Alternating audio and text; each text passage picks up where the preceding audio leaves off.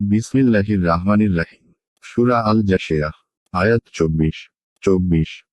তারা বলে, একমাত্র পার্থিব জীবনই আমাদের জীবন, আমরা মরি ও বাঁচি, আর সময়েই কাল আমাদেরকে ধ্বংস করে। বস্তুত এ ব্যাপারে তাদের কোনো জ্ঞান নেই, তারা তো শুধু মগরা কথা বলে। আয়াতের তাফসীর। ওরা বলে, একমাত্র পার্থিব জীবনই আমাদের জীবন, এখানেই আমরা মরি ও বাঁচি। মহাকালী আমাদেরকে ধ্বংস করে।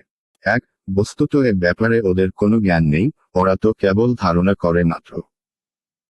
এটা হলো নাস্তিকদের এবং তাদেরই মতো মক্কার মুশরিকদের উক্তি, যারা পুনর্জীবন ও পরকালকে অস্বীকার করত। তারা বলতো যে, পার্থিব এই জীবনই হলো প্রথম ও শেষ জীবন। এরপর আর কোনো জীবন নেই এবং এতে জীবন ও মরণের যে ধারাবাহিকতা চলে আসছে, তা কেবল প্রাকৃতিক নিয়ম বা কাল বিবর্তনের ফল। যেমন, দার্শনিকদের একটি দল বলে যে, প্রত্যেক ৩৬,০০০ বছর পর প্রতিটি জিনিস পুনরায় তার অবস্থায় ফিরে আসে।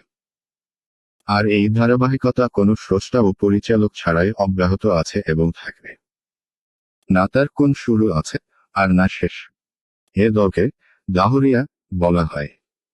ইবনে কাসির পরিষ্কার কথা যে, এ মতবাদ জ্ঞান ও যুক্তির পরিপন্থী এবং তা বর্ণিত হাদিস ও কুরআনের উক্তিরও বিপরীত।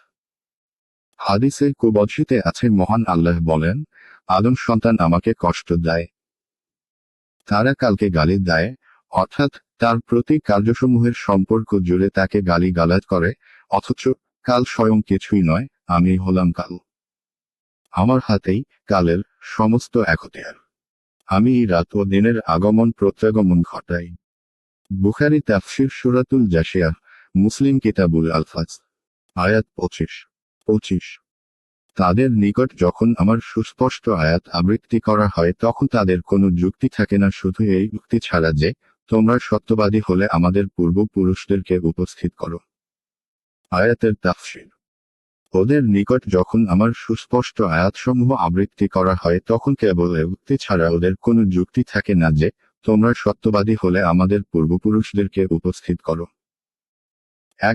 এটাই হলো তাদের সবচেয়ে বড় দলিল, যাকাত হুজ্জতি অসার তর্ক বই কিছুই নয়।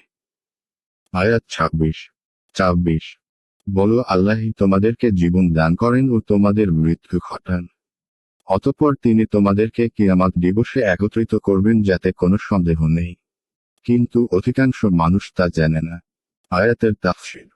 বলো, আল্লাহই তোমাদেরকে জীবন দান করেন অতঃপর তোমাদের মৃত্যু ঘটান।